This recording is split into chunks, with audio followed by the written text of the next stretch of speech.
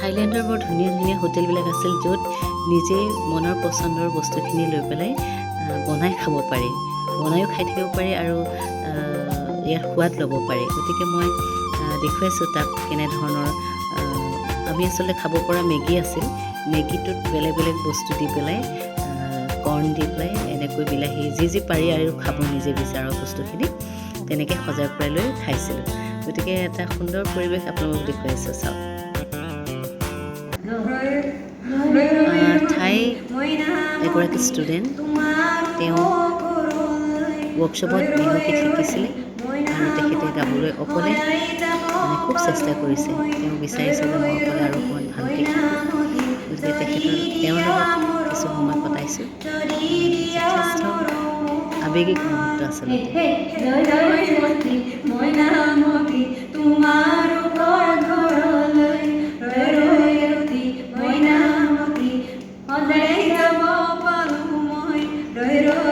ধুনীয়াকৈ বিহু গীত গাবলৈ চেষ্টা কৰিছে। এইটো এটা গৌৰৱৰ কথা আচলতে।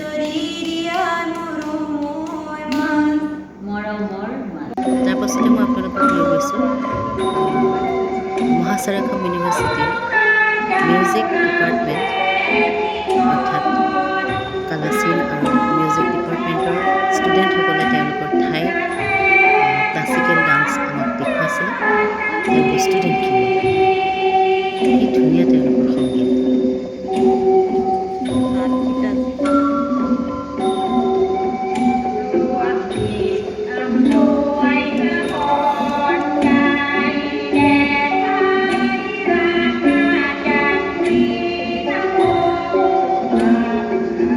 তাৰপাছতে যিসকল গোৱা আৰু ইনষ্ট্ৰুমেণ্ট বজোৱা ছাত্ৰ ছাত্ৰীসকল আছিল, তেওঁলোকে যেতিয়া গীত শিকিবলৈ গৈছিল, ডাঙৰকৈ বৰ্ডত তেওঁলোকে লিখি লৈছিল, প্ৰজেক্টত তেওঁলোকে লিখি লৈছিল, গৈ পেলাই একদম চিঞৰি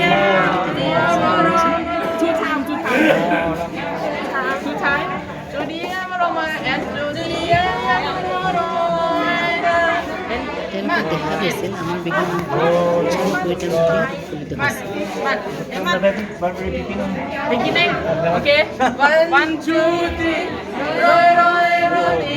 তেওঁলোকে নিজৰ ঠাইৰ ভাষালৈ লিখি লৈছিলে ডাঙৰকৈ আৰু সকলোৱে চাই গাবলৈ চেষ্টা কৰিছিল।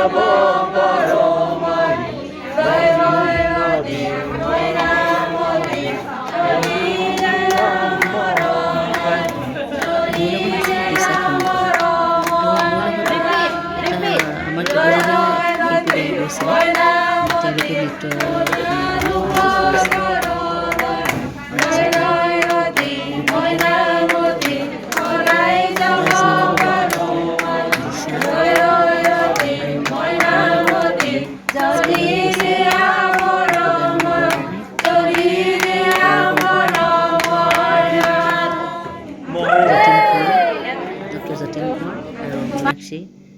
গগৈ তেওঁলোক 2022 চনৰ আগষ্টৰ প্ৰথম সপ্তাহত আমি ধুনীয়া ধুনীয়া স্মৃতি লৈ বেংকক এয়াৰপৰ্টৰ পৰা, অৰ্থাৎ স্বৰ্ণভূমি এয়াৰপৰ্টৰ পৰা কলিকতাৰ অভিমুখে ৰাওনা হৈছিলোঁ। আৰু তেতিয়াও ক'ভিড আছিলেই। ক'ভিডৰ দিনতেই আমি গৈছিলোঁ, যদিও অলপমান ৰেষ্ট্ৰিকশ্যন আছিল।